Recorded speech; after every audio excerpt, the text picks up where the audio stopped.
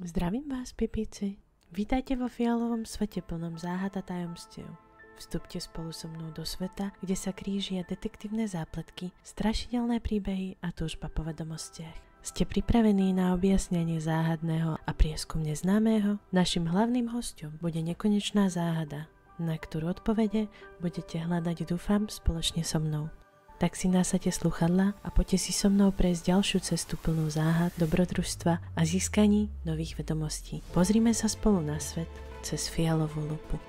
Dnes sa pozrieme na muža, ktorého meno sa stalo synonymom hudobného génia, kontroverzie a tieňa, ktorý sa skrýval za dokonalou harmóniou a disciplínou muža, ktorého kariéra a život sa prelínali s osudmi desiatok detí a ktorého činy vyvolali mediálnu diskuziu, rozkol vo verejnej dôvere a zásadné otázky o hraniciach morálky a moci v umeleckých kruhoch. Jeho meno? Bohumil Kulínsky mladší. Narodil sa 5. mája roku 1959 v Prahe do hudobnej rodiny, v ktorej hudba nebola len povolaním, ale životným štýlom a spôsobom myšlenia. Jeho otec, Bohumil Kulínsky starší, bol dirigentom a zakladateľom detského speváckeho zboru Československého rozhlasu. Zboru, ktorý po druhej svetovej vojne symbolizoval nový začiatok a snahu o kultúrne povznesenie národa. Jeho matka, Mária Kulínska, bola tiež hudobníčkou a pedagožkou, takže mladší Bohumil vyrástal v prostredí, kde sa prísnosť, disciplína a umelecká ambícia spájali do jedného celku. Od útleho detstva v ňom formovali presvedčenie, že úspech prichádza len cez absolútnu oddanosť hudbe, cez precíznosť, detail a obetu. Keď mal 10 rokov, už dirigoval malý detský súbor a rýchlo sa ukázalo, že disponuje neuveriteľným hudobným sluchom, pamäťou a citom pre dynamiku a rytmus.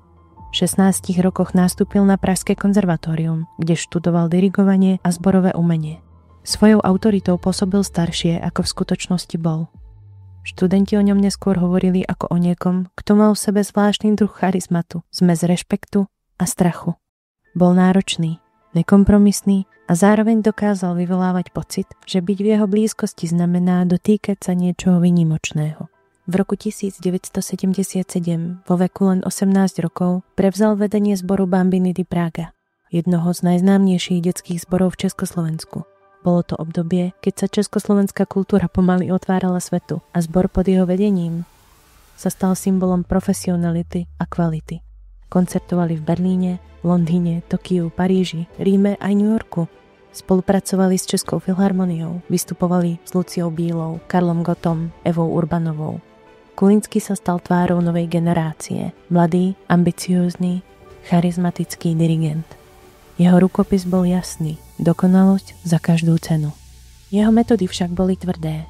Deti v zbore museli dodržiavať prísny režim, spevácke cvičenia, presný postoj, jednotné správanie a absolútnu disciplínu. Pre mnohé to bolo ako vstúpiť do uzavretého sveta, kde Kulínsky predstavoval nielen učiteľa, ale takmer otcovskú figuru. Ovládal ich emócie, motiváciu aj sebatôveru. Mnohí neskôr spomínali, že jeho autorita bola tak silná, že aj dospelí dirigenti alebo rodičia k nemu cítili rešpekt. Zbor sa stal jeho dielom, jeho svetom, v ktorom mal absolútnu kontrolu. Po roku 1989, keď padol komunistický režim, Kulínsky využil novú slobodu a rozšíril pôsobenie zboru. Založil súkromnú školu zborového spevu, ktorá mala oficiálne podporovať talentované deti, pripraviť ich na profesionálnu dráhu a zdokonalovať ich spevácku techniku. Bolo to obdobie, kedy sa o ňom hovorilo ako o jednom z najlepších odborníkov na prácu s detským hlasom v Európe. Bambiny di Praga boli pravidelne pozývaní na medzinárodné festivaly a získavali prestížne ceny a ocenenia. Zvonka všetko vyzeralo dokonalé. Úspešné deti, prísny, no uzavretý učiteľ, hudba, ktorá je spájala. Lenže za touto fasádou sa odohrávali veci, o ktorých sa dlhé roky mlčalo. Opisovali, že Kulínsky ich často vyberal na individuálne skúšky, súkromné hodiny alebo výlety, ktoré mali byť súčasťou ich rozvoja. Niektoré z týchto stretnutí sa však podľa ich slov zmenili na psychologickú manipuláciu a sexuálne zneužitie. Väčšina obetí bola vo veku 12 až 16 rokov. Ich výpovede neskôr odhalili vzorec správania, budovanie dôvery, pochvaly, osobné rozhovory, fyzický kontakt a potom odmietaní a ticho. Zborové prostredie, v ktorom Kulínsky predstavoval absolútnu autoritu, nedávalo priestor na pochybnosti a ani odpor. Prvé náznaky podozrenia sa objavili už v 90. rokoch, no zborová komunita bola uzavretá a rodičia často neverili. Mohli mať pocit, že Kulínsky je prísny, no spravodlivý a že klebety prichádzajú od detí, ktoré nezvládli tlak. To je typický mechanizmus moci. Čím viac človek buduje imidž dokonalosti, tým menej mu spoločnosť verí, že by mohol byť vinný. V novembri roku 2004 sa však situácia zlomila. Polícia ho zatkla. Obvinila z viac ako 40 prípadov sexuálneho zneužívania, z ktorých mnohé sa mali odohrávať počas zájazdov, sústredení alebo vo chvíľach, kedy bol s deťmi sám. Ale já jsem neměl delikty na dětech. No takhle, ne, že jsem neměl, ale nejsem obžalován z deliktech na dětech. To jmenuje přesně, ale no comment dál. My jsme s bambínama dosáhli vlastně takového vrcholu a co dál, že to už se nedá opakovat. Takže já bych rád dirigoval, no ale jestli to půjde nebo nepůjde, to nevím. Tak já jsem si z toho vzal hlavně to, že se nemá moc věřit lidem, což nezní úplně příjemně, ale je to pravda. A že člověk má být sám za sebe jistý si svými pocity a názory a moc není dobré je ventilovat, protože to je většinou někdy špatně. No, tak každý umělec je trochu jako blázen, ne, cvok taky ne, ale něco něžnější slovo mě nenapadá. Šíblej, tak asi. A je šíblej, protože kdyby nebyl šíblej, tak nemůže dělat, to nejde, bez toho to nejde. A když potom vás vlastně jakoby zraděj, taky není to správný slovo, ale když vás zklamou ti, ke kterým jste šíblá, ale ve smyslu jako uměleckým, tak to je dost velký překvapení. No nebyly samozřejmě, protože některé z nich byly moje kamarádky nebo přítelkyně, nebo jak se to řekne. A oni si to vymysleli? No, vy jste mi asi nerozuměla. Já jsem říkal, že některé z nich byly moje přítelkyně a kamarádky. A to v době, kdy mi bylo 25, jo. Což mi připadá celkem normální, že máte vedle sebe v 16-17 letou holku v 25. Tak to byl ten základ a ty ostatní, to už pak byla věc české policie, ty už si pak došlápli na ty ostatní. Ale to bych nerad rozebíral teďka, protože nechci nikomu něco vyčítat. Média prinášali svedectva bývalých členek zboru, ktoré hovorili o strachu, hanbe, o tom, že sa báli prehovoriť, pretože vedeli, že by zničili nielen seba, ale aj zbor, ktorý milovali. Proces začal v roku 2006 v Hradci Králové. Súd vypočul viac ako 100 svedkov, no veľká časť skutkov sa odohrávala pred rokmi, niektoré boli premlčené, iné bolo ťažké dokázať. Kulínsky sa bránil, že všetky obvinenia sú lož, že ide o pomstu, o snahu zničiť jeho meno. Vyšetrovanie bolo náročné, pretože sa opieralo o výpovede dnes už dospelých žen, ktorých detské spomienky boli poznačené traumou. Prvý rozsudok bol šokom. Kulínsky bol v roku 2006 oslobodený. Sbormistr Bambíny di Praga Bohumil Kulínský do vězení zatím nepůjde. I když byl obžalován z pohlavního zneužívání desítek děvčat ve světoznámém souboru, Královéhradecký soud mu udělil podmíněný trest. Ve zkušební lhůtě 5 let by tak měl Kulínský prokázat, že už soudní proces a nepříjemná publicita s ním spojená pro něj byla dostatečným ponaučením. Nemám vyjádření, ty jste to slyšeli přece, ne? Tak slyšíte, já nemám co vyjádřit. Státní zástupce stejně jako obhájce se proti rozsudku odvolali. Podle soudu bylo dostatečně prokázáno, že Kulínský pohlavně zneužíval členky Bambíny di Praga. Nejenže je osahával na intimních místech, zaváděl jim prsty do pochvy, ale často i na méně než 15letých vykonával soulož. Kulínskému hrozilo až 10leté vězení. Podle rozsudku soudu ale pouze nesmí 10 let vykonávat uměleckou a pedagogickou činnost s osobami mladšími 18 let. Vrchný súd v Prahe rozsudok zrušil a nariadil nové konanie. V roku 2008 bol uznaný vinným z pohlavného zneužitia 23 dievčat. Dostal 5,5 roka väzení a 10-ročný zákaz práce s mládežou. V rozsudku zaznelo, že ako učiteľ a dirigent zneužil svoju autoritu, dôveru detí aj rodičov a spôsobil dlhodobú psychickú újmu.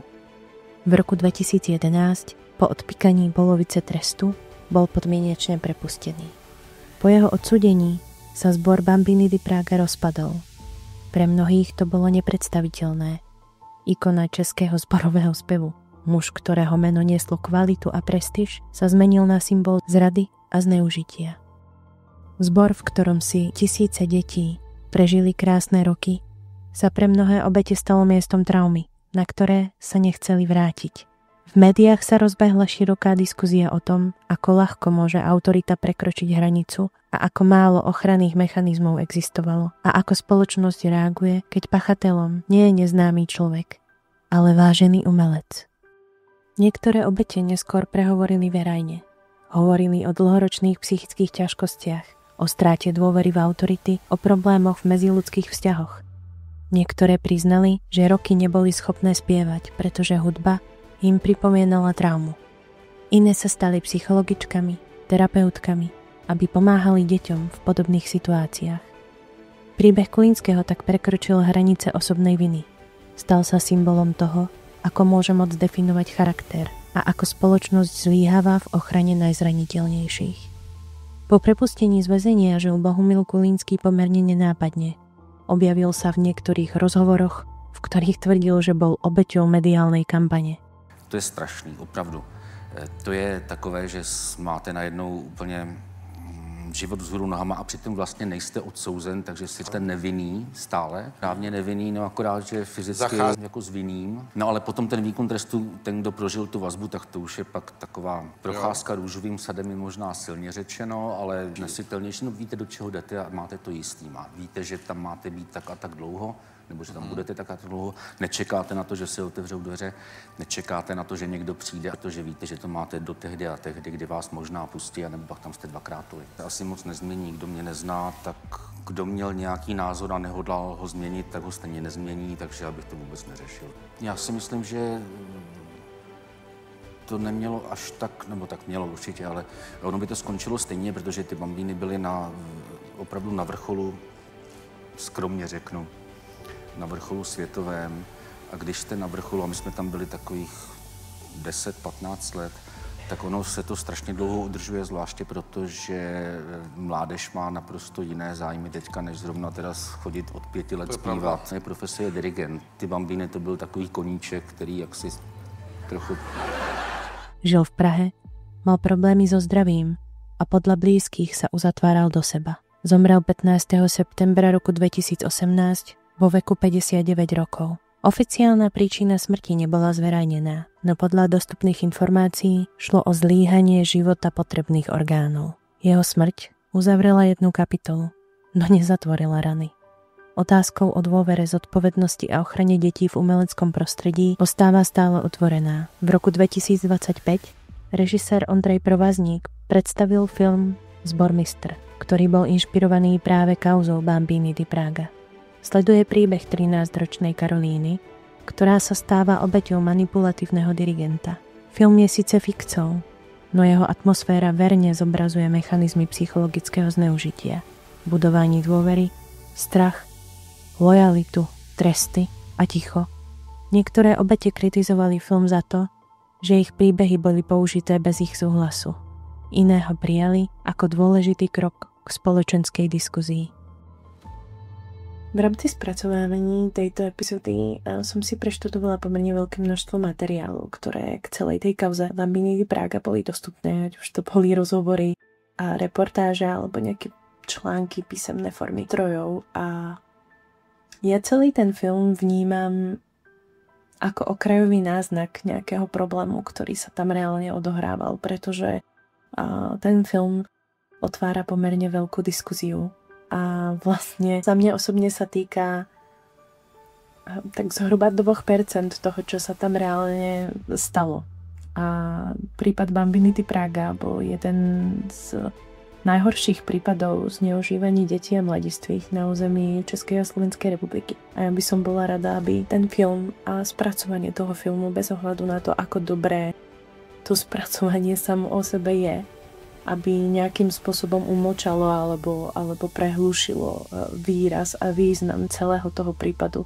A bola by som rada, keby predtým, než vo vašich očiach nejakým spôsobom ten film zmení názor na všetky tie odporné veci, ktoré sa diali na pozadí Bambiny di Praga, tak aby ste sa pokusili dohľadať si nejaké ďalšie informácie k tomu celému prípadu.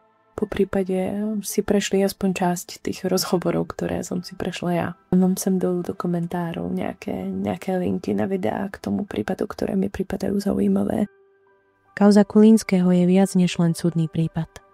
Je to zrkadlo spoločnosti, ktorá oslavuje talent, no nechce vidieť, akú cenu za niekedy platia tí najzraniteľnejší. Je to príbeh o moci, charizme a o fascinácii autoritou.